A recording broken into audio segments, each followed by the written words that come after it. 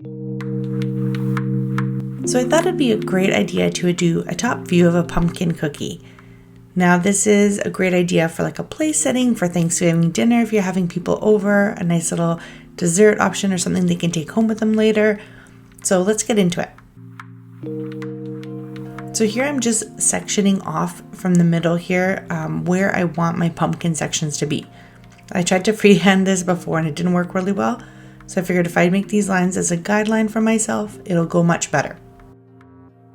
So what I'm just doing is making these kind of bubbly sections coming out from the lines. And if you're thinking about it, this is the top view. So the middle will be the stem, and this is the top view looking down on the pumpkin. So I'm just using my outline consistency to outline all the sections of the pumpkin.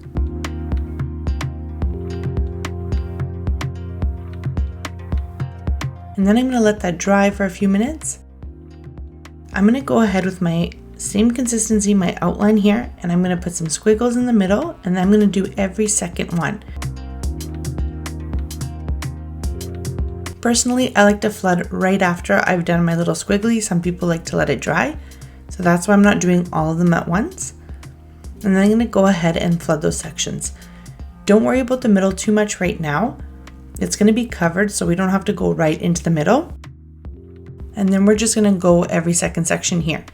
And the reason I've left a space is so that every section stays separated. If I go ahead and flood one right next to the other, the icing is just going to kind of come all together. It'll melt into one, and you won't really see those separate sections that we're looking for. That's going to give us that kind of top view of a pumpkin.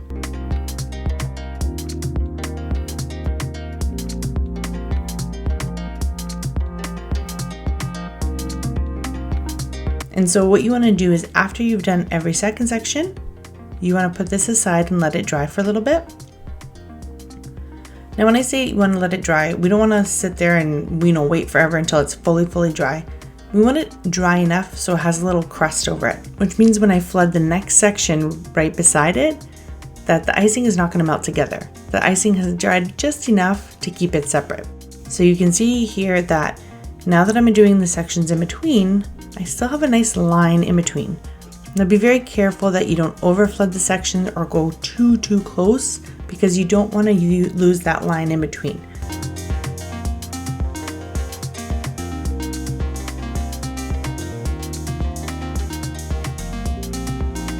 So we're almost looking for little bumps in between, each line there.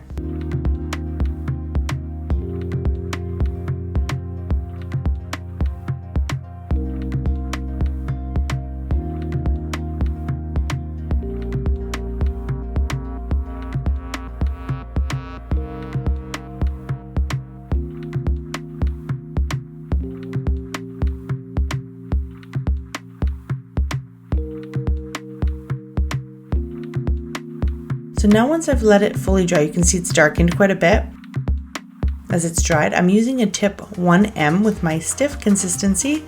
I'm just giving a good squeeze in the middle, and that's my stem. And there you go. We have a great Thanksgiving cookie here.